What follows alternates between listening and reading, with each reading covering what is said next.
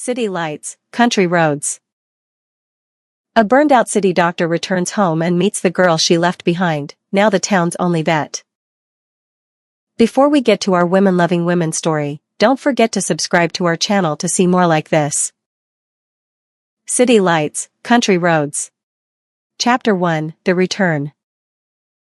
The rental car's engine wheezed as it climbed the final hill into Millbrook Valley, a sound that perfectly matched the exhaustion radiating through Dr. Skye Morrison's bones. Through the windshield, she watched familiar landmarks emerge from the morning mist: the old stone bridge, the weathered barn with its faded mail pouch tobacco advertisement, the cluster of white church steeples piercing the horizon like prayer flags. 10 years. Had it really been that long since she'd driven this road? The radio crackled with static as she descended into the valley, the classical music from the city station fading into nothing. She reached over and snapped it off, letting the silence fill the car. Outside, October painted the hills in fierce oranges and deep crimsons, a riot of color that made her chest tighten unexpectedly. In Manhattan, autumn meant designer scarves and pumpkin spice lattes. Here, it meant the earth itself was on fire. Skye's hands trembled slightly as she gripped the steering wheel. The panic attacks had started 3 months ago, sudden, crushing episodes that left her gasping in hospital supply closets, her white coat drenched in sweat. The final one had happened during a cardiac surgery, her vision tunneling until the attending had to take over. The mandatory leave of absence had followed swiftly after. Burnout, the department head had said with clinical detachment. Take some time. Get your head straight. So here she was, running home with her tail between her legs to the place she'd sworn she'd never return to. The irony wasn't lost on her. The girl who'd escaped Millbrook Valley to save lives in the big city had ended up needing to be saved herself. Main Street looked smaller than her memories painted it. The hardware store still had the same sun-faded awning, the diner still boasted world's best pie in peeling letters across its window. But there were changes too: a yoga studio where the old pharmacy used to be, a coffee shop with Edison bulb lighting that looked transplanted from Brooklyn. Even small towns weren't immune to gentrification, apparently. Skye pulled into the gravel driveway of her childhood home, a 2-story farmhouse that had seen better decades. Her mother had left it to her when she passed 2 years ago. Another funeral Skye had been too busy to attend properly, flying in for the service and back to New York the same day. The guilt sat in her stomach like a stone. She sat in the car for a long moment, staring at the peeling white paint and sagging front porch. This was supposed to be temporary. Just long enough to clear her head, maybe sell the house, figure out her next move. 6 months, tops.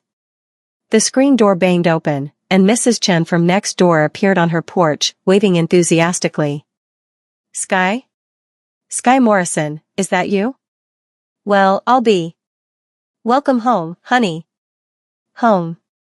The word felt foreign in her mouth as she waved back and climbed out of the car. She'd spent the last 15 years building a life as far from here as possible. But as she breathed in the crisp mountain air, tinged with wood smoke and the earthy scent of fallen leaves, something deep in her chest began to unknot. Maybe that was the problem. She'd been holding her breath for 15 years. Chapter 2, Unexpected Encounters. The next morning, Skye woke to silence so profound it felt oppressive. No sirens, no car horns, no neighbors arguing through thin apartment walls. Just the whisper of wind through the ancient oak outside her bedroom window and the distant lowing of cattle. She'd forgotten how quiet the country could be. After a breakfast of stale cereal, she'd need to grocery shop soon. Skye decided to walk into town. The morning air was sharp and clean, making her lungs work harder than they had in years. In the city, she lived in a constant state of shallow breathing, as if the air itself was too precious to waste. The walk took 20 minutes, past fields dotted with Holstein cows and farmhouses that looked unchanged since her childhood. She passed the old swimming hole where she'd spent countless summer afternoons, the rope swing still hanging from the massive willow, though the rope looked newer. Some traditions endured. Main Street was busier than she'd expected for a Tuesday morning. Pickup trucks angled parked in front of the feed store, a small crowd gathered outside the post office. As she approached, she caught fragments of concerned conversation. Found her this morning, poor thing. Never seen anything like it. Lucky Doc Rebecca was available. Doc Rebecca. The name sent an unexpected jolt through Sky's chest. It couldn't be. Rebecca Walsh had been planning to study literature at Oberlin, had talked about moving to Portland or Seattle, somewhere with bookstores and coffee culture and people who understood that there was a whole world beyond these hills. "Excuse me," Sky said to a woman she didn't recognize. "What happened?" "Oh, honey, are you new in town?" "There was an accident up at the Morrison place." "Oh my goodness, are you related to Martha Morrison?" "You have her eyes." "She was my mother." "I'm so sorry for your loss, dear." "I'm Carol Peters. My husband runs the hardware store." The woman's expression shifted to one of motherly concern. "Anyway, there was an accident with one of the horses up at the riding stable. Poor animal got tangled in some old barbed wire. Doc Rebecca's been working on her for hours." Sky's medical instincts kicked in automatically. "How bad is it?" "Bad enough. The cuts are deep, and the horse lost a lot of blood. But if anyone can save her, it's our Rebecca. That girl has magic hands when it comes to animals." "Our Rebecca." The possessive pronoun rankled for reasons Sky didn't want to examine. "Where is she?" "The vet, I mean. The old Miller place, about 2 miles out on Valley Road. But I wouldn't go bothering her now, she's got her hands full." Sky thanked the woman and continued down Main Street, but her feet seemed to have developed a mind of their own. Instead of browsing the shops as she'd planned, she found herself walking back toward home, then past it, following the familiar curves of Valley Road. The Miller place had been converted into a veterinary clinic, she realized as she approached. A simple wooden sign hung from a post, "Valley Animal Care, Rebecca Walsh, DVM." A few cars were parked in what used to be the front yard, and she could see lights on in what must have been the converted barn. She shouldn't go in. She had no business being here, no reason to interrupt except curiosity and some misguided sense of nostalgia. But before she could talk herself out of it, her feet were carrying her up the gravel path to the barn doors. The smell hit her first, antiseptic and hay and something else, something metallic. Blood. Through the open door, she could see a large examination area that had clearly been custom built. And there, bent over an examination table, was a figure that made her heart skip in recognition. Rebecca Walsh had grown into herself in the years since high school. Her dark hair was shorter now, pulled back in a practical ponytail that revealed the elegant line of her neck. She wore scrubs and latex gloves, her attention completely focused on the injured horse lying sedated on the table. Her movements were precise, confident, the hands of someone who knew exactly what she was doing. "Hand me the saline, would you, Jenny?" Rebecca said without looking up.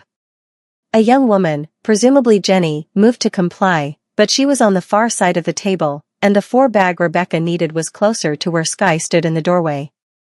Medical training overrode social awkwardness. Sky stepped forward and grabbed the saline bag, extending it toward the table. "Here." Rebecca's head snapped up, and their eyes met for the first time in 10 years. Time seemed to suspend itself in that moment. Rebecca's eyes, still that impossible shade of green, like summer leaves, widened with shock. The saline bag hung in the air between them, Sky's hand extended, Rebecca frozen mid-suture. "Sky?" Rebecca's voice was barely above a whisper. "Hi, Becca." The old nickname slipped out before she could stop it, and she watched something flicker across Rebecca's face, surprise, pleasure, pain. It was gone too quickly to read. Rebecca started to speak, then seemed to remember where she was. Her eyes dropped back to her patient, her professional mask sliding back into place. "Jenny, can you take the saline?" "I need to finish the suture line." The moment broke, and the world resumed its normal speed. But as Sky handed over the 4-bag and stepped back, she couldn't shake the feeling that something fundamental had shifted in the space between heartbeats. The operation took another hour. Sky found herself lingering in the doorway, ostensibly watching the procedure but really watching Rebecca work. Her movements were economical and sure, her voice gentle when she spoke to the sedated mare. This was Rebecca in her element, confident, capable, completely different from the uncertain teenager Sky remembered. There, Rebecca said finally, stepping back from the table. That should do it. Jenny, let's get her moved to recovery. Keep an eye on those vitals, and call me if anything changes. Yes, document. Jenny began cleaning up the surgical area with the efficiency of someone who'd done this many times before. Rebecca peeled off her gloves and finally looked directly at Sky again. Walk with me? They stepped outside into the crisp October air. Rebecca leaned against the porch railing and studied Sky's face with the same intensity she'd just applied to her surgical sutures. I heard you were back in town, Rebecca said. Mrs. Chen called everyone she knows within 10 minutes of seeing you pull up. Some things never change. No, they don't. Rebecca's voice was carefully neutral. How long are you staying? I'm not sure. A few months, maybe. I'm taking some time off from the hospital. Time off? The Sky Morrison I knew wouldn't take time off if she was hemorrhaging. The observation was too accurate to be comfortable. People change. Do they? Rebecca's green eyes searched her face. You look tired. Thanks. Really know how to make a girl feel welcome. A ghost of a smile touched Rebecca's lips, the same crooked smile that had made Sky's 15-year-old heart skip beats. Sorry. Occupational hazard. I spend so much time with animals that my bedside manner with humans has gotten rusty. Your bedside manner was always just fine. The words hung in the air between them, loaded with memory. Rebecca's cheeks flushed pink, and she looked away. I should get back inside. Check on our patient. Of course. Sky pushed herself away from the porch railing. It was good to see you, Becca. You've done well for yourself. Sky. Rebecca's voice stopped her before she could take a step. I'm glad you're home. The simple words hit harder than they should have. Sky nodded, not trusting her voice, and walked back down the gravel path. But she could feel Rebecca watching her until she disappeared around the bend in the road. That night, she lay awake in her childhood bed, staring at the water stain on the ceiling that looked like a rabbit. Or maybe a cloud. She and Rebecca used to lie in this same bed during sleepovers, making up stories about the shapes they saw in that stain. She'd been so sure, at 18, that she knew exactly what she wanted. Medical school, residency in a big city, a life that mattered on a scale larger than Millbrook Valley. She'd mapped out her entire future with the confidence of youth, never doubting that bigger meant better, that leaving meant growing. But lying here now, she wondered if she'd been running towards something or away from it. Chapter 3, Old Wounds. Sky spent the next few days settling into a routine that felt both familiar and strange. Morning coffee on the front porch, reading medical journals she'd downloaded but couldn't quite focus on. Walks through town where half the people remembered her and the other half politely pretended they didn't recognize the girl who'd left so dramatically for bigger things. She was coming back from the grocery store Thursday afternoon when she saw Rebecca's truck parked in front of the house. Rebecca herself was sitting on the front steps, a thermos beside her and a book in her lap. Hey, Rebecca said, looking up as Sky approached with her bags. Hope you don't mind the ambush. I brought coffee. She held up the thermos. Figured you might not have gotten around to buying a decent coffee maker yet. You figured right. Sky set down her groceries and settled beside Rebecca on the steps. What gave it away? The fact that you bought instant coffee. I saw it in your cart at Murphy's. You were spying on my groceries? Small town. Everyone sees everything. Rebecca poured coffee into 2 cups that appeared from nowhere. Besides, I remember how you used to complain about your mom's coffee. Said it was weak enough to see through. The coffee was perfect, rich and hot and exactly what she needed. Thank you. They sat in comfortable silence for a while, watching the light change on the hills. Rebecca's book was face down on the step between them, All the Light We Cannot See. Literature, not veterinary texts. Good book? Sky asked. Beautiful. Heartbreaking. Rebecca's fingers traced the cover. I always meant to read more fiction, but work tends to take over. I know the feeling. Do you? Rebecca's voice was carefully casual. Because from what I heard, you were living the dream. Manhattan emergency room, saving lives, making a difference. There was something underneath the words, an edge that made Sky look at her more carefully. It wasn't exactly the dream I thought it would be. But you made it out. That's what mattered, right? Rebecca. I'm sorry. Rebecca held up a hand. That wasn't fair. I'm glad you found what you were looking for. Did I, though? The question surprised them both. Rebecca's green eyes softened, and she leaned back against the porch post. Tell me, she said simply. So Sky did. She found herself talking about the endless shifts, the bureaucracy, the way the city hospital had felt more like a factory than a place of healing. About how she'd started drinking too much coffee and sleeping too little, how her relationships had become casualties of her ambition. About the panic attacks and the mandatory leave and the growing certainty that somewhere along the way, she'd lost herself. Rebecca listened without interruption, her face grave. When Sky finally wound down, they sat in silence again. I always wondered, Rebecca said eventually, if you ever missed it here. I tried not to. Because it was easier that way? Sky looked at her sharply. Because I had to move forward. I couldn't spend my life looking back. Even when looking back might have meant looking back at me? The words hit like a physical blow. Sky's breath caught, and she found herself staring at Rebecca's profile, the strong line of her jaw, the way the afternoon light caught gold threads in her dark hair. Becca. I waited for you.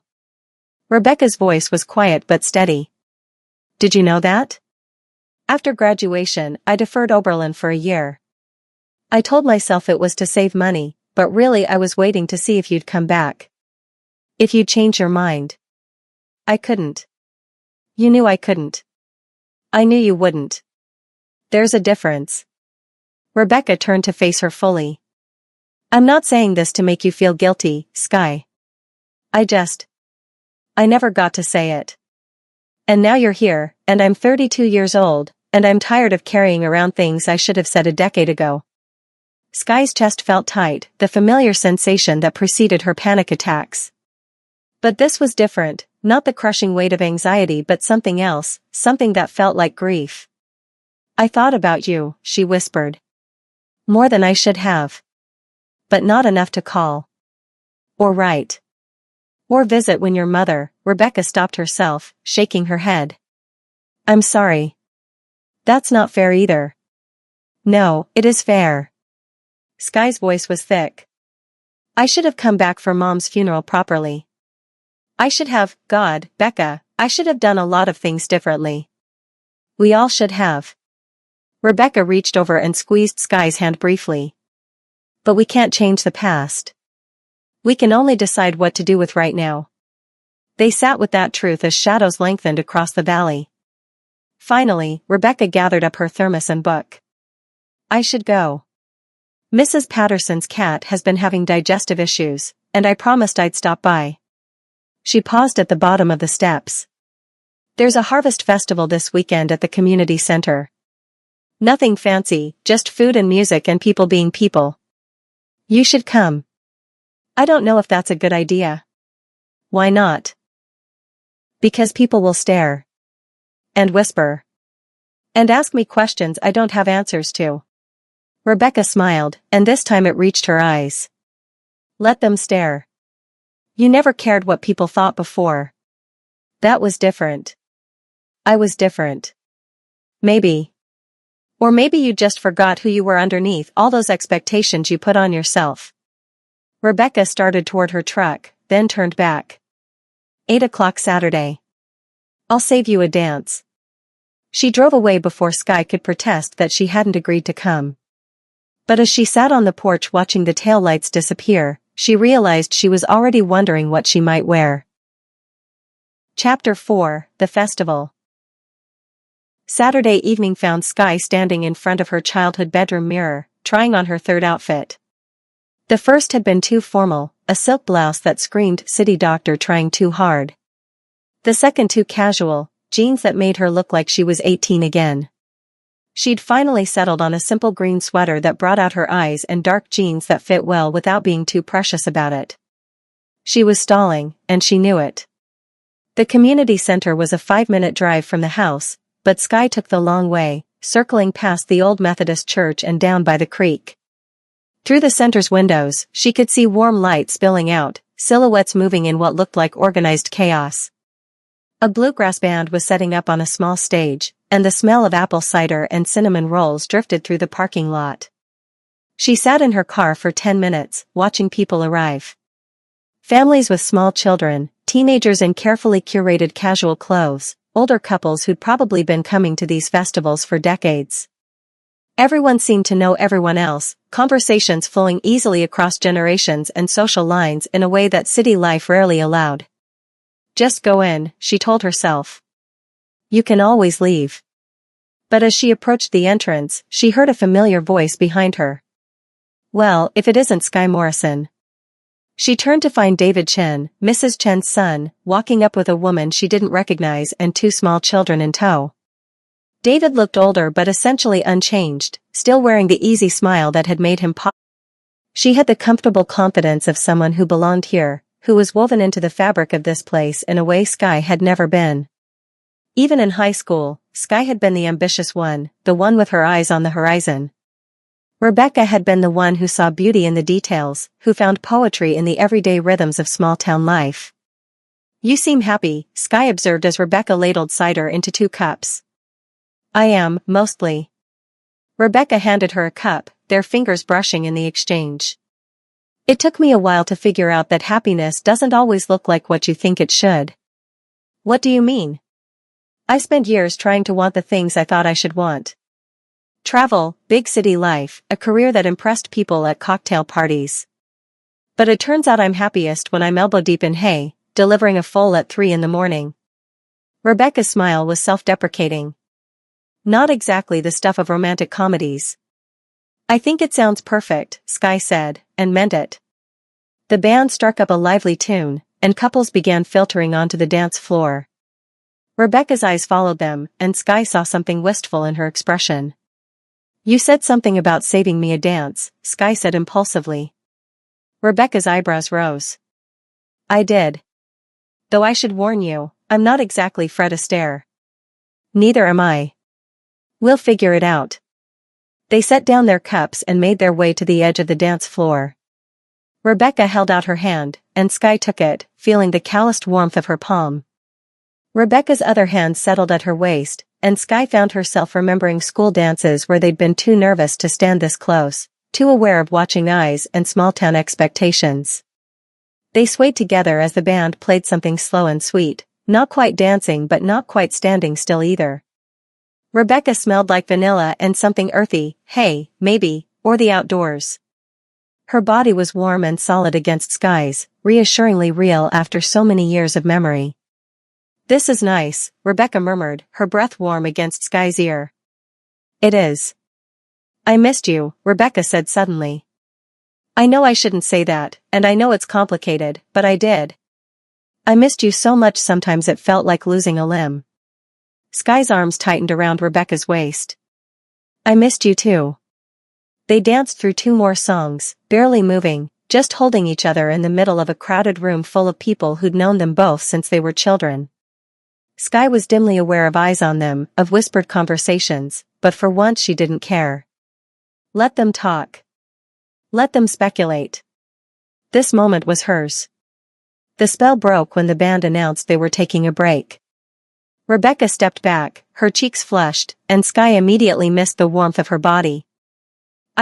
Rebecca gestured vaguely toward the other side of the room. Harold's been giving me meaningful looks. I promised Mrs. Patterson. Of course. Rebecca started to walk away, then turned back. Tomorrow's Sunday. I don't suppose you'd like to have dinner? Nothing fancy, just dinner. I'd like that. Good. 6 o'clock? My place? Skye nodded, not trusting her voice. She watched Rebecca walk away, noting how other people gravitated toward her, how easily she moved through the crowd. This was Rebecca's world now, and she was the sun at the center of it. The question was there room for Sky in that orbit? Chapter 5, Sunday Dinner. Sunday afternoon, Sky found herself standing in the wine aisle of Murphy's Market, staring at a selection that hadn't been updated since the Clinton administration. She'd driven to 3 different stores looking for something that didn't have a screw cap, finally settling on a bottle of Pinot Noir that looked respectable enough. She was nervous, which was ridiculous. This was Becca, the girl she'd shared her deepest secrets with, the person who'd known her better than anyone. But that was the problem, wasn't it? The girl she'd known was gone, replaced by this confident, capable woman who'd built a life that didn't need Sky in it. Rebecca's house was a small craftsman bungalow on the outskirts of town, with a wraparound porch and flower boxes that even in late October showed signs of careful tending. 2 cats, one orange, one gray, watched Sky from the porch railing with the suspicious dignity of longtime residents. "Don't mind the welcoming committee," Rebecca said, opening the door before Sky could knock. "That's Hemingway and Fitzgerald. They're judgmental but mostly harmless." She'd changed from her festival dress into jeans and a soft sweater that made her eyes look even greener. Her hair was pulled back in a loose ponytail, and she wasn't wearing makeup. She looked younger this way, more like the girl Sky remembered. "I brought wine," Sky said, holding up the bottle. "Perfect. I made my grandmother's pot roast, which pairs well with either wine or whiskey, depending on how brave you're feeling." The house was warm and inviting, with built-in bookshelves and hardwood floors that creaked pleasantly underfoot. The living room was dominated by a stone fireplace where a small fire crackled, and every surface seemed to hold either books or plants or both. It was exactly the kind of home Sky had never thought she wanted: cozy, settled, permanent. "This is beautiful," she said, meaning it. "Thanks. It took me 3 years to convince old Mr. Hartley to sell it to me. He was convinced I'd tear it down and build something modern." Rebecca led her toward the kitchen, which smelled like herbs and slow-cooked beef. "Turns out he just wanted to make sure it went to someone who'd love it." "And do you? Love it?" "Every creaky floorboard and drafty window." Rebecca pulled the wine bottle from Sky's hands and began searching for a corkscrew. "It's the first place that's ever felt completely mine, you know? In college, I lived in dorms and apartments that could have belonged to anyone. But this house, it fits." Sky watched Rebecca move efficiently around the kitchen, pulling dishes from the oven, stirring something on the stovetop. There was an easy confidence in her movements, the unconscious grace of someone comfortable in their own skin. When had that happened? In high school, Rebecca had been all sharp elbows and uncertainty, brilliant but convinced she wasn't quite good enough for the world beyond Millbrook Valley. "Can I help with anything?" "Just keep me company. Dinner's almost ready." They talked easily while Rebecca finished cooking, safe topics like the weather and mutual acquaintances and the changes in town since Sky had left. But underneath the casual conversation was an awareness, a charged tension that had nothing to do with the wine they were sharing. Dinner was perfect, the pot roast falling apart at the touch of a fork, vegetables that tasted like they'd come from an actual garden rather than a grocery store. Rebecca was a good cook, Sky realized with surprise. When had she learned to do that? "This is incredible," Sky said around a bite of perfectly seasoned carrots. "Where did you learn to cook like this?" "Necessity, mostly. When you work odd hours and live alone, you either learn to cook or survive on takeout forever." Rebecca refilled their wine glasses. "Plus, my grandmother made me promise I'd learn at least 10 recipes before she died. Said it was the difference between surviving and living." "Smart woman." "She was. She's the one who talked me into veterinary school, actually. Said the world had enough English majors and not enough people who understood that animals were just as important as humans. She was right about that too." Rebecca studied Sky's face in the candlelight. "What about you? Do you cook?" "I heat things up." "There's a difference." Sky laughed, but it came out hollow. "I used to think I was too busy for cooking. Too important.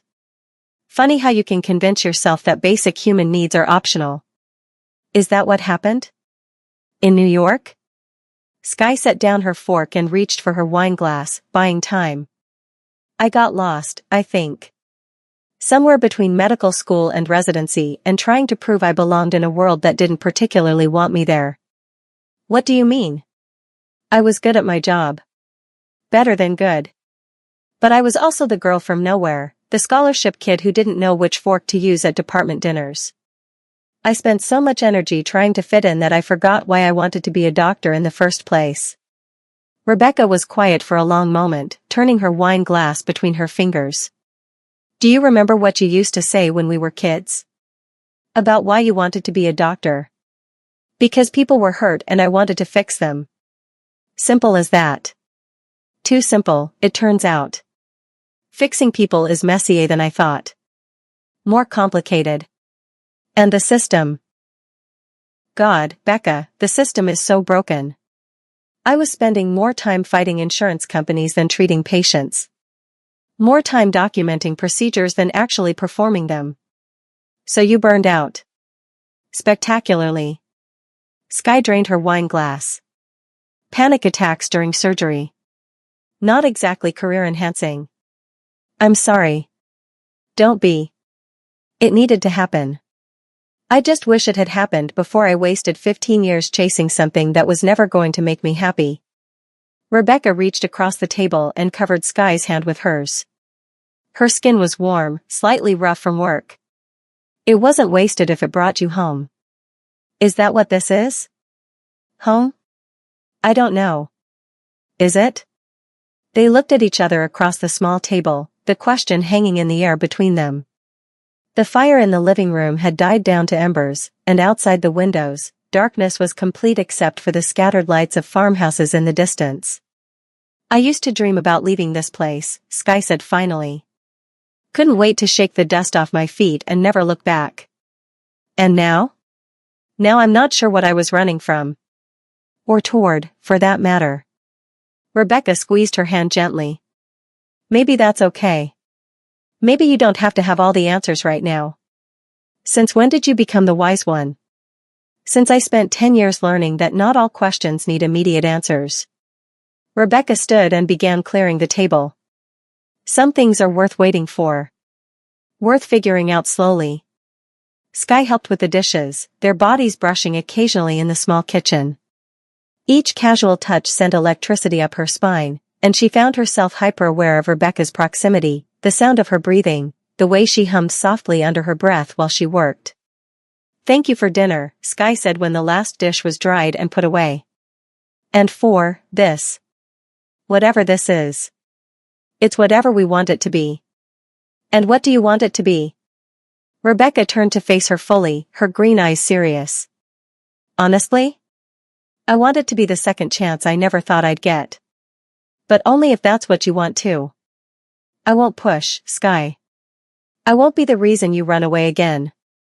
The words hit like a physical blow, and Sky realized that's exactly what she'd been doing, planning her escape even as she sat in Rebecca's warm kitchen, already cataloging reasons why this couldn't work, why she'd have to leave again. I don't want to run, she whispered. Then don't. Rebecca stepped closer, close enough that Sky could see the flecks of gold in her green eyes, could smell her shampoo and the lingering scent of vanilla. Close enough that when Rebecca lifted her hand to cup Sky's cheek, it felt like the most natural thing in the world. I've wanted to do this since the moment I saw you in my clinic, Rebecca murmured. What's stopping you?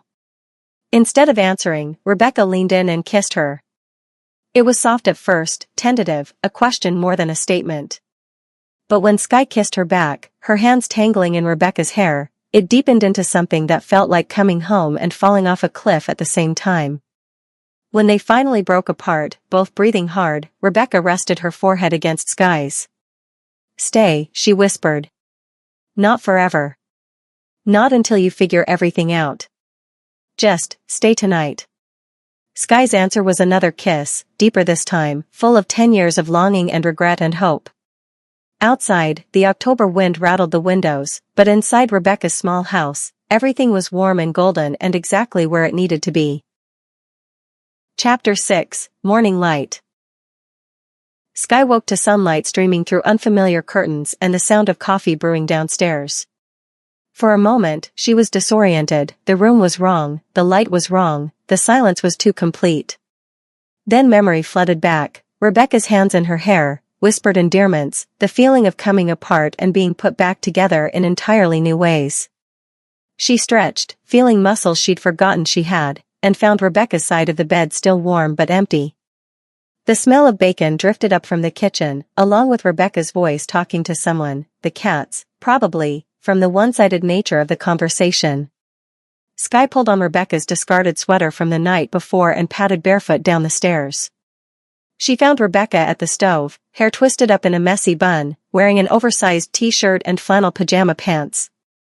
Hemingway and Fitzgerald sat at her feet like furry sentinels, clearly expecting their share of the bacon. "Morning," Skye said softly. Rebecca turned, her face lighting up with a smile that made Skye's chest tighten with something that might have been happiness. "Morning. I was wondering if you'd sneak out while I was cooking. The thought crossed my mind. But you didn't. The bacon smelled too good." Skye wrapped her arms around Rebecca's waist from behind, pressing her face into the curve of Rebecca's neck. She smelled like sleep and soap and something indefinably warm. "Plus, I think your cats would have hunted me down. They're very protective of their territory." Rebecca leaned back into the embrace. "Coffee's on the counter if you want some." They ate breakfast on the back porch, wrapped in an old quilt Rebecca pulled from a closet, watching the sun burn off the morning mist in the valley below. The cats had been bribed with bacon scraps and were now sprawled in patches of sunlight, purring with contentment. "I have to ask," Skye said, breaking a comfortable silence. "What happens now? What do you want to happen?" "I don't know. That's the problem." Skye set down her coffee cup and turned to face Rebecca. "Last night was... God, Becca, last night was everything I didn't know I needed. But I'm still the same person who had a panic attack during surgery 3 months ago. I'm still trying to figure out who I am when I'm not Dr. Morrison, trauma surgeon extraordinaire." Rebecca was quiet for a long moment, watching a hawk circle lazily overhead. "Do you remember senior year, when you were applying to colleges?" "Of course. You had that acceptance letter from Georgetown. Full scholarship, pre-med track, everything you dreamed of. But you also had that acceptance from state, where you could have stayed closer to home, maybe studied something else." Skye frowned, not sure where this was going. "I chose Georgetown. You know that." "You did. But do you remember what you said when I asked you why?" "That Georgetown was the better opportunity. Better reputation, better connections. That's what you told everyone else." Rebecca's green eyes were steady, gentle. "But what you told me was that you were terrified you'd choose state for the wrong reasons. That you'd stay because it was easier, not because it was right." The memory came flooding back, sitting in the same spot 18 years ago, Rebecca beside her, both of them crying about the future that was rushing toward them like a freight train. "You were afraid," Rebecca continued, "that if you stayed, you'd never know who you could become. That you'd settle for safe instead of reaching for something bigger." "I remember." "Well, now I'm the one who's afraid." Rebecca's voice was steady but her hands trembled slightly. "I'm afraid you'll stay for the wrong reasons this time. That you'll choose easy over right because you're hurt and scared and I happen to be here." The words hit like cold water. Skye pulled back, studying Rebecca's face. "Is that what you think this is? Me settling? I don't know. That's what scares me." Rebecca's smile was sad. "I love you, Skye. I've loved you since we were 16 years old and you kissed me behind the gymnasium after homecoming. But I won't be your fallback plan. I won't be the thing you choose because everything else fell apart." "Becca. Let me finish." Rebecca took her hands, holding them gently. "If you stay, I want it to be because this is where you want to build a life. Not because you're running from something, but because you're running toward something. Toward me, toward us, toward the person you want to become." Skye felt tears prick her eyes. "And if I'm not sure yet? If I need time to figure it out? Then you take the time you need. I'll be here. What if I decide to leave again? Then I'll help you pack." Rebecca's voice was steady, but Skye could see the pain in her eyes. "I'd rather have whatever time we can have than spend the rest of my life wondering what if." They sat in silence, hands clasped, watching the valley wake up below them. Somewhere in the distance, a church bell chimed the hour, 10 o'clock, late for a Sunday morning but perfect for this moment suspended between past and future. "I need to tell you something," Sky said finally. "About why I really came back." Rebecca nodded, waiting. The panic attacks, they weren't just about burnout. They were about you. About this place. About the fact that I'd spent 15 years trying to forget everything I'd left behind, and it was eating me alive. "What do you mean?" "I mean I never got over you." The words came out in a rush, like a dam breaking. "I tried. God knows I tried. I dated other people, had relationships, told myself I was happy. But every time something good happened, my first instinct was to call you. Every time something went wrong, I wanted to come home. To you." Rebecca's eyes were bright with unshed tears. "So when Dr. Peterson told me I needed time off, the first place I thought of wasn't some beach resort or spa retreat. It was here. It was your kitchen and your laugh and the way you used to look at me like I was the most important person in the world. You were. You are. I don't know what happens next, Becca. I don't know if I can be the person you need, or if I can build a life here that feels authentic instead of like I'm hiding from the world. But I want to try. I want to figure it out with you, if you'll let me." Rebecca leaned forward and kissed her, soft and sweet and full of promise. "I'll let you," she whispered against Sky's lips. "We'll figure it out together." The hawk circled once more and disappeared over the ridge, leaving them alone with the morning sun and the cats and the vast possibility of whatever came next. Chapter 7, Integration. The following weeks fell into a rhythm that felt both new and achingly familiar. Sky would wake in her own bed, they'd agreed to take things slowly, despite that first night, and walk to Rebecca's clinic for coffee before Rebecca started her rounds.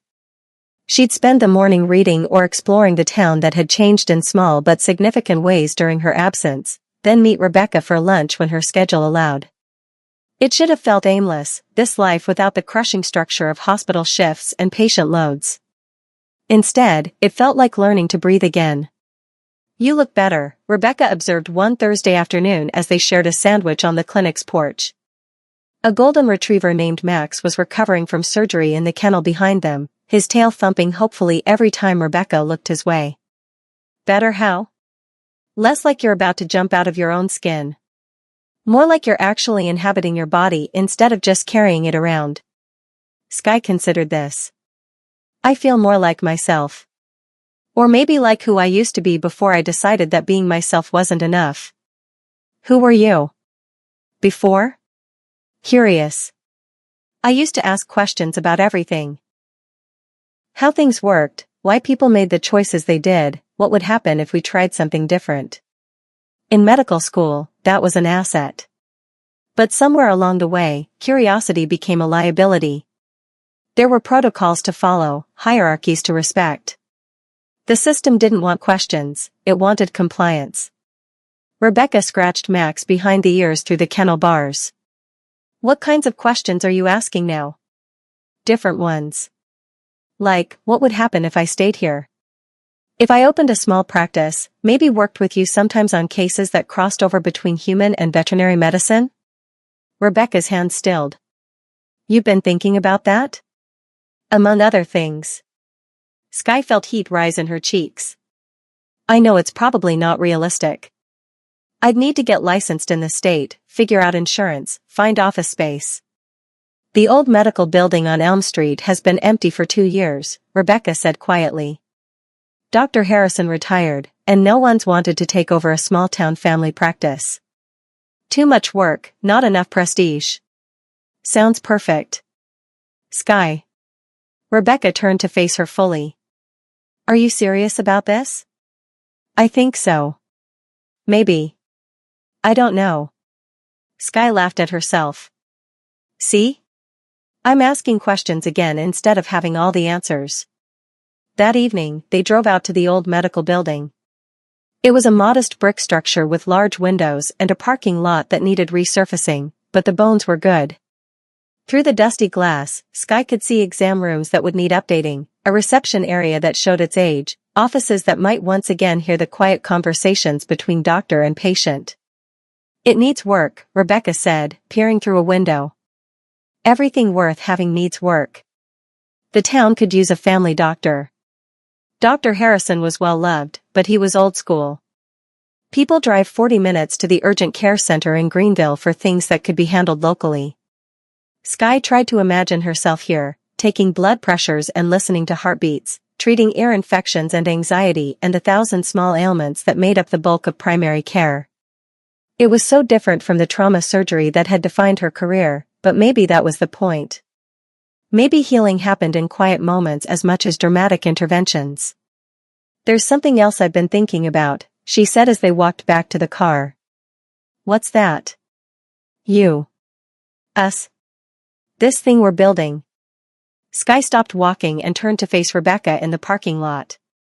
"I want to do this right, Becca. I want to court you properly, the way I should have done when we were 18 and too scared to admit what we meant to each other." Rebecca's smile was radiant. "Court me? What does that look like in practice?" "I don't know yet. But I want to find out. I want to take you on real dates, not just grab lunch between your appointments. I want to bring you flowers and write you letters and do all the romantic things I was too busy or too afraid to do before." "Letters?" "Old-fashioned ones. With actual paper and stamps and everything." Sky felt suddenly shy. "If you want that. If you want me to try." Rebecca stepped closer, close enough that Sky could see the way the sunset light caught in her hair. "I want that very much." "But Sky?" "Yeah? You don't have to prove anything to me. You don't have to be perfect or have all the answers or know exactly what you want for the next 50 years. You just have to be here, present, willing to figure it out as we go." "I can do that." "Good." Rebecca kissed her cheek, soft and quick. "Because I plan to keep you around for a very long time." As they drove home through the gathering dusk, Sky felt something settle in her chest that she hadn't experienced in years. Not the absence of anxiety, she still had work to do on that front, but something positive and warm and forward-looking. For the first time since coming home, the future felt like a gift instead of a threat. Chapter 8, Letters and Licenses. The first letter arrived on a Tuesday, slipped under Rebecca's clinic door sometime before dawn. She found it when she arrived for morning rounds, cream-colored paper, her name written in Sky's careful handwriting. "Becca. Do you remember the night we stayed up until sunrise talking about what we wanted our lives to look like? You said you wanted to live somewhere you could see the stars, somewhere your work mattered to people who knew your name. I said I wanted to save the world. Turns out we were both right. You did find your stars, and your work matters every day to every farmer whose cattle you've healed, every family whose pet you've saved. And maybe saving the world looks different than I thought, maybe it's one patient at a time, one small town, one life touching another. I'm applying for my state medical license today. Dr. Harrison's building is still for sale. I think I'd like to be your neighbor on Elm Street. Love, Sky." Rebecca read it twice, then carried it with her through morning appointments, pulling it out between patients to make sure she hadn't imagined it. By lunch, she'd memorized every word.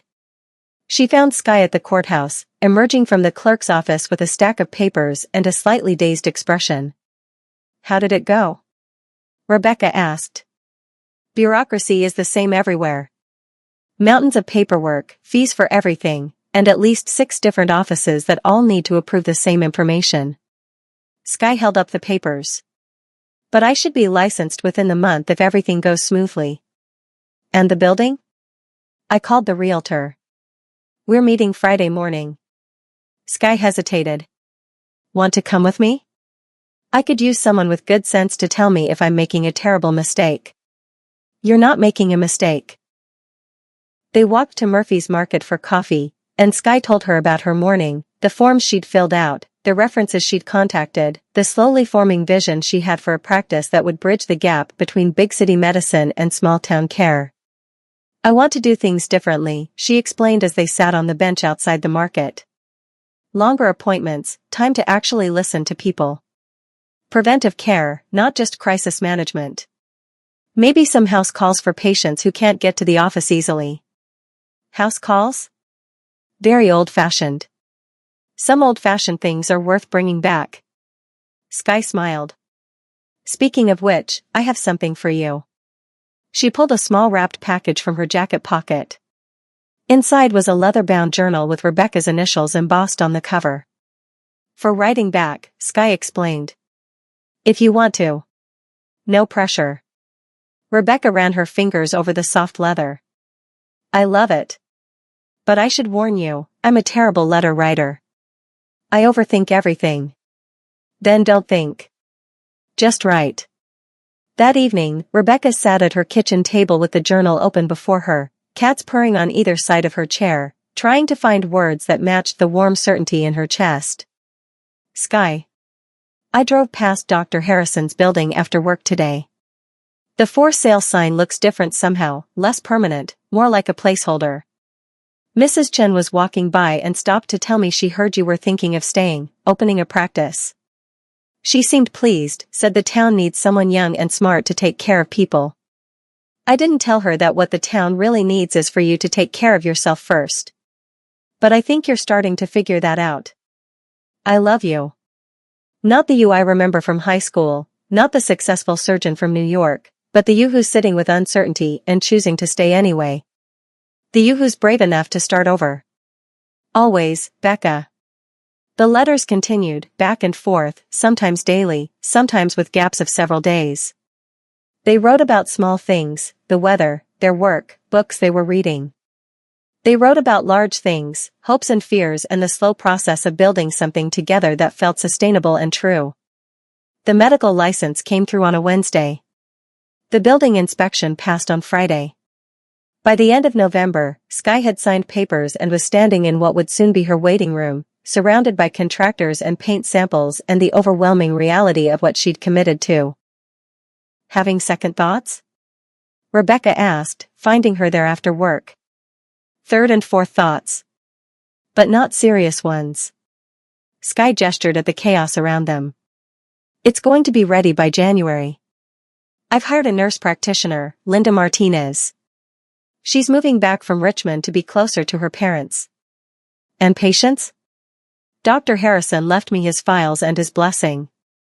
Said half his patients have been waiting for someone young enough to understand the internet but experienced enough to know when the old ways work better. Rebecca laughed. That sounds like him. They stood together in the space that would soon hold Sky's new life, watching evening light slant through windows that would soon look out on a different future than either of them had imagined at 18. Are you happy? Rebecca asked. Sky considered the question seriously. I'm getting there. Ask me again in 6 months, when I'm dealing with insurance companies and difficult patients and wondering if I've lost my mind. I will. Every day if you want me to. I want you to. Outside, snow began to fall, the first of the season, fat flakes that caught the light and promised the kind of winter that made spring feel like a miracle. They had months ahead of them, months of renovation and preparation and the slow work of becoming the people they wanted to be together. But standing in that empty building, watching snow dust the windows, Sky felt something she hadn't experienced in years, the quiet certainty that she was exactly where she belonged. Epilogue, 1 year later. Dr. Sky Morrison's practice officially opened on a bright January morning with Mrs. Chen as her first patient and a waiting room full of flowers from Rebecca's greenhouse. By spring, she was seeing 40 patients a week and collaborating with Rebecca on several cases that required both human and veterinary expertise. The letters continued, even though they now lived in the same house, Rebecca's bungalow, expanded with a sunroom where they drank morning coffee and watched the cats chase dust motes through golden light. They wrote to each other about the small revelations of daily life, the ongoing work of choosing each other every day.